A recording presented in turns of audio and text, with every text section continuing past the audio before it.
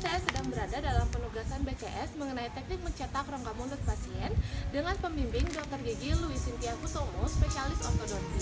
Jadi dalam video kali ini saya akan menjelaskan kepada teman-teman semua mengenai teknik mencetak rongga mulut pasien, khususnya pencetakan pendahuluan atau preliminary impression atau pencetakan anatomis. Ditonton terus ya! Jadi dalam teknik mencetak rongga mulut pasien ini dia terdapat dua cara. Yang pertama dia ada preliminary impression dan yang kedua dia ada yang namanya final impression. Preliminary impression ini adalah pencetakan pendahuluan atau pencetakan anatomis. Alat dan bahan yang biasa digunakan itu adalah stock tray atau sendok cetak pabrikan dan bahan cetaknya itu berupa alginat. Tujuannya ini adalah untuk membuat model studi dan individual tray. Sedangkan untuk final impression ini dia tujuannya adalah untuk membuat model kerja tempat kita untuk membuat gigi tiruannya nanti. Alat yang digunakan adalah individual tray yang sebelumnya sudah dibuat dan bahan cetak yang digunakan adalah elastomer. Alat dan bahan yang digunakan pertama APD, yang kedua alat diagnosa utamanya kaca mulut, rubber bowl dan spatula untuk mengaduk bahan alginat, gelas dan sendok ukur untuk mengukur takaran powder dan air, stock tray atau sendok cetak, di mana sendok cetak yang digunakan adalah sendok cetak pabrik yang terbuat dari metal ataupun plastik, bisa berlubang maupun tidak, alginat dan bahan cor berupa gipsum, serta vibrator saat pengecoran. Kita akan mulai dengan prosedur mencetak rahang atas. Yang pertama, kita harus menggunakan APD seperti gas lab, masker, dan handscoon.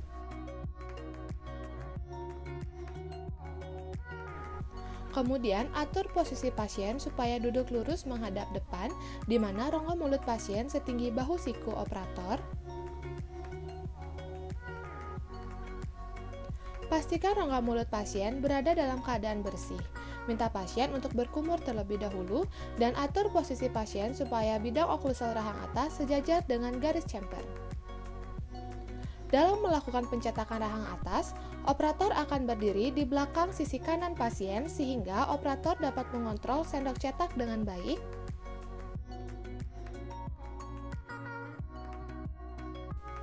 Sesuaikan ukuran sendok cetak yang akan kita gunakan dengan rongga mulut pasien. Pada video ini saya coba masukkan sendok cetak ukuran L dan tidak cukup. Kemudian saya coba masukkan sendok cetak yang berukuran M. Pastikan tersisa ruangan bebas sekitar 4-5 mili untuk tempat bahan cetaknya nanti. Selanjutnya, ukur perbandingan powder dari bahan cetak alginat dan air menggunakan sendok takar dan gelas ukur sesuai dengan takaran pabrik. Tuangkan air ke dalam rubber bowl terlebih dahulu, lalu campur dengan powder alginat untuk menghindari terjebaknya gelembung-gelembung udara dalam adonan bahan cetak.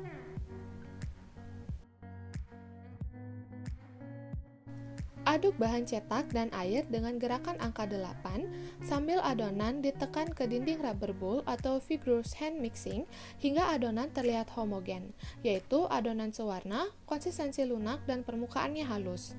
Dalam video ini, bahan alginat yang digunakan sudah rusak sehingga tidak bisa menjadi homogen. Selanjutnya, aplikasikan adonan ke dalam sendok cetak melalui bagian palatal di bagian posterior, kemudian menyusuri bagian oklusal gigi ke arah anterior sendok cetak. Kemudian, masukkan sendok cetak ke dalam rongga mulut pasien dengan cara rotasi, masukkan satu sisi, putar, dan masukkan ke sisi berikutnya. Lakukan centering sehingga bagian tengah dari handle sendok cetak berhimpit dengan midline wajah pasien, dan lakukan penekanan. Dalam melakukan penekanan, kita bisa tekan bagian posterior terlebih dahulu supaya bahan cetak mengalir ke anterior dan tidak tertelan oleh pasien. Jika pasien merasa mual, minta pasien untuk mengatur nafas, duduk lebih tegak, dan sedikit menunduk. Kita bisa lakukan trimming, jadi jari-jari dimasukkan ke dalam vestibulum sehingga daerah sulcus dapat tercetak dengan baik. Lakukan fiksasi hingga bahan cetak setting, dan setelah bahan cetak setting, lepaskan sendok cetak dari dalam rongga mulut pasien. Selanjutnya adalah pencetakan rahang bawah. Dalam melakukan pencetakan rahang bawah, terdapat beberapa perbedaan dengan prosedur pencetakan rahang atas, seperti posisi pasien. Posisi pasien diatur supaya bidang oklusal rahang bawah pasien sejajar dengan Frankfurt horizontal plane, jadi boleh dibuat lebih rendah daripada saat mencetak rahang atas.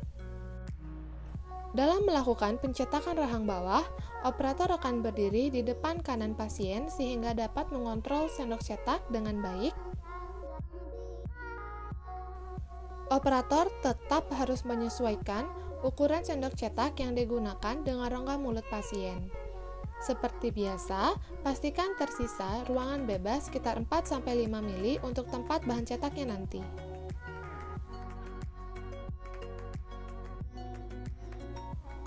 Saat mengaplikasikan adonan ke dalam sendok cetak, lakukan mulai dari bagian lingual, kemudian menyusuri bagian oklusal dari gigi rahang bawah. Masukkan sendok cetak ke dalam rongga mulut pasien dengan cara rotasi. Masukkan ke satu sisi terlebih dahulu, diputar dan masukkan ke sisi berikutnya. Lakukan centering dan berikan penekanan. Instruksikan pasien untuk mengangkat lidah, menjulurkan dan meletakkan lidahnya di atas sendok cetak supaya dasar rongga mulut dapat tercetak dengan baik. Operator dapat melakukan trimming, fiksasi hingga bahan cetak setting, dan setelah bahan cetak setting, lepaskan sendok cetak dari rongga mulut pasien. Setelah kita selesai melakukan pencetakan dan sendok cetak sudah dikeluarkan dari dalam rongga mulut pasien, selanjutnya hasil cetak harus kita cuci di bawah air mengalir yang tujuannya adalah untuk membersihkan kelebihan saliva maupun sisa makanan yang ikut tercetak. Di sini kita tidak bisa melakukan perendaman karena bahan cetak alginat ini dia dapat menyerap air atau disebut sebagai imbibisi yang membuat hasil cetakan nanti menjadi mengembang. Jika kita tidak langsung melakukan pengecoran terhadap hasil cetak alginat, maka kita bisa meletakkan tisu yang lembab terlebih dahulu di atas bahan cetak di atas hasil cetakan tersebut, sehingga nanti bahan cetaknya tidak mengalami shrinkage atau menyusut.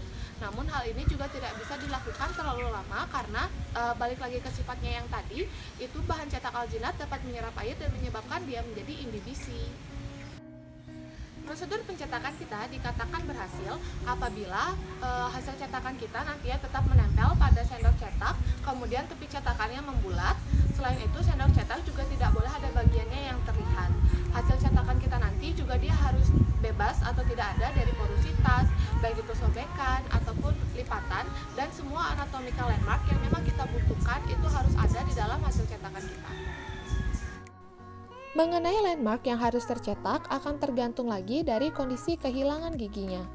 Landmark yang harus tercetak pada rahang atas diantaranya adalah tuberositas, posterolateral dari residual alveolar ridge, sulcus buccalis, palatin rap, labial sulcus, incisif papilla, labial frenulum, area rugae, buccal frenulum, puncak dari alveolar ridge, area posterior dari palatum, hamular notch, dan povea palatina.